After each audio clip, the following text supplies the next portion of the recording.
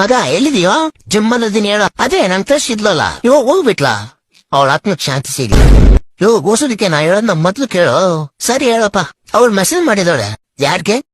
ಗುಬಾಲ್ ನನ್ ಮಗನ ಯಾರಿಗೂ ಮೆಸೇಜ್ ಮಾಡಿದ್ರೆ ನಿಂಗ್ಯಾಕೋ ಹೇಳ್ತಿದ್ದೆ ನಾನು. ಸಾರಿ. ಹೌದು, ಏನಂತ ಮೆಸೇಜ್ ಮಾಡೋಳೆ? ಹಾಯ್ ಹೇಗಿದ್ದೀರಾ ಅಂತ ಮೆಸೇಜ್ ಮಾಡೋಳೆ. ಚೆನ್ನಾಗಿದ್ದೀನಿ ಅಂತ ರಿಪ್ಲೈ ಮಾಡ್ಲಾ? ಬೇಡ ಈಗ ಏನಾದ್ರು ನಿನ್ ಮೆಸೇಜ್ಗೆ ರಿಪ್ಲೈ ಮಾಡಿದ್ರೆ ಖಾಲಿ ಪಲಾವ್ ಅನ್ಕೊಂಡ್ಬಿಡ್ತಾಳೆ. ಈಗ ಮೆಸೇಜ್ ನ ನೋಡಿ 2 ನಿಮಿಷ ಆದ್ಮೇಲೆ ರಿಪ್ಲೈ ಮಾಡು. Okay? A few moments later. 2 ನಿಮಿಷ ಆಯ್ತು, ಏನಂತ ರಿಪ್ಲೈ ಮಾಡಿ. ಸಾರಿ, ಇಮಿಡಿಯೇಟ್ ರಿಪ್ಲೈ ಮಾಡಬೇಕು ಅನ್ಕೊಂಡೆ, ಅದ್ರ ಕ್ಲೈಂಟ್ ಬಂದ್ರು. ಐ ಗಾಟ್ ಬ್ಯೂಟಿ ಬಿಸಿ ಅಂತ ಕಳಿಸ್ತೆ ಮಗ. ಇಮಿಡಿಯೇಟ್ ಆಗಿ ರಿಪ್ಲೈ ಬಂತು. ಏನಂತ? ಇಟ್ಸ್ ಓಕೆ, ನಿಮ್ಗೆ ಏನಾದ್ರು ಡಿಸ್ಟರ್ಬ್ ಮಾಡಿದ್ನ ಮೆಸೇಜ್ ಮಾಡಿ ಅಂತ ಬಂತು. ಹೇಳು, if it's you then please disturb me more often ಅಂತ.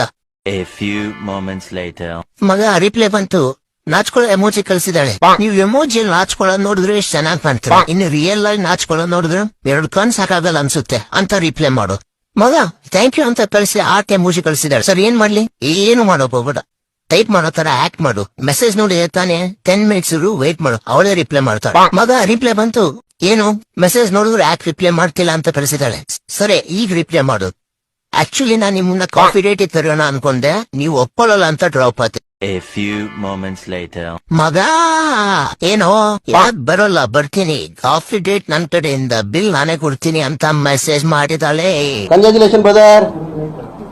ಅಬ್ಬಬ್ಬಬ್ಬ ಲ್ಯಾಟ್ರಿ